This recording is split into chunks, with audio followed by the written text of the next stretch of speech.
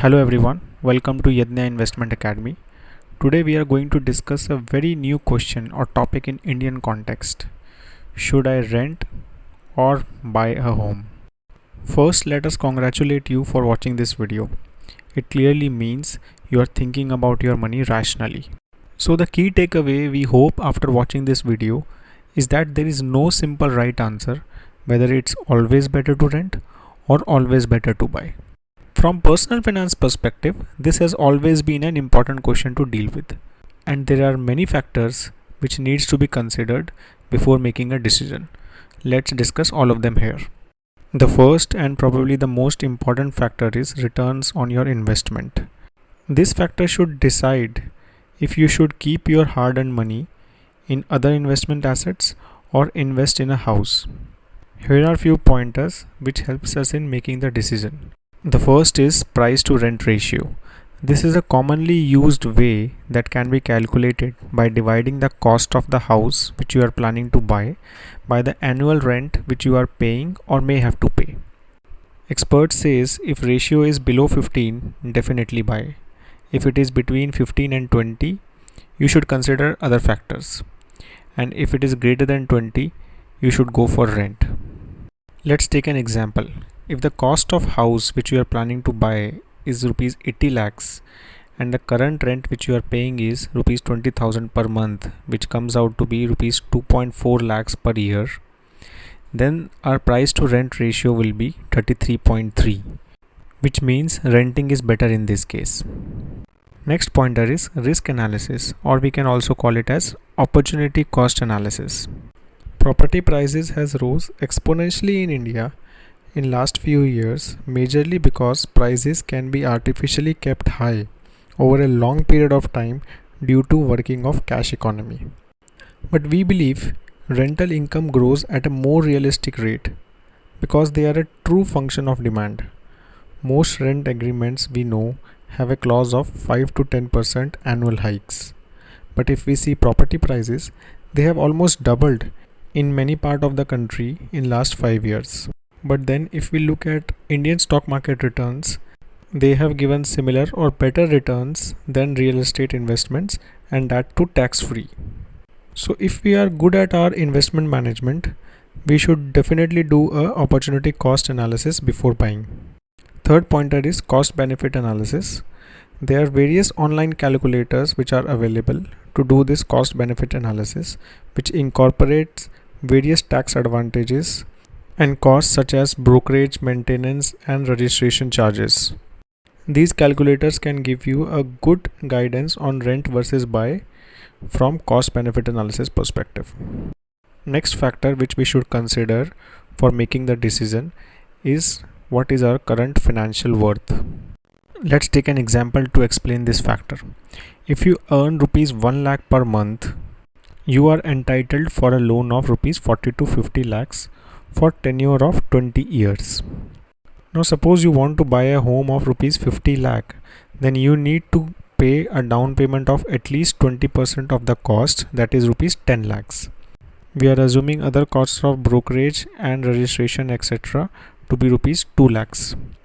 And then most of the personal finance experts suggest that we should set aside 4 to 6 months of salary as contingency fund. So we have taken rupees 5 lakhs for that here. Now suppose we take a loan of rupees 40 lakhs and our EMI comes at rupees 40,000 per month. So what we understood here is that we should have at least 17 lakh rupees at the time of buying the property, and our monthly expenses should be less than 1 lakh minus 40,000, which is 60,000 per month. So only when you fulfill these conditions you should buy a house, else renting is a good option. Third factor which can impact your decision is income stability, which is very important, especially if you have taken a home loan. Do you work in private sector and is your job unstable and suffers from economic downturns? Or do you have any ambitions or future plans to start a startup? If answer to any of this question is yes, then you should reconsider your buying option, because home loans are for long tenures, typically 20 years or more. Banks do not give home loans without thoroughly checking your employment record, But as a prospective buyer, you should be confident about your job stability, and you should be ready for such a long commitment to pay EMIs every month. Next factor we should consider is ease of selling the property. We know we hardly sell our house where we live in, but still in emergency cases we may have to sell it, and we should be ready for that. It is difficult to sell a house quickly because of the large amount of capital employed. So it is always better to invest in areas with basic infrastructure in place, such as schools, parks, etc. If your budget cannot get you a house with adequate infrastructure, it's better to live on rent than be stuck with an illiquid property that is difficult to dispose. Now the last and another very important factor to consider is personal and family preferences.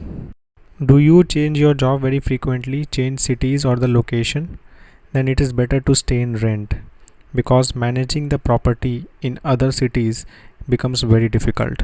If you are in a big city and are planning to buy a house, then you should be okay with traffic and traveling, as change in office location can put you in traffic for hours in a day.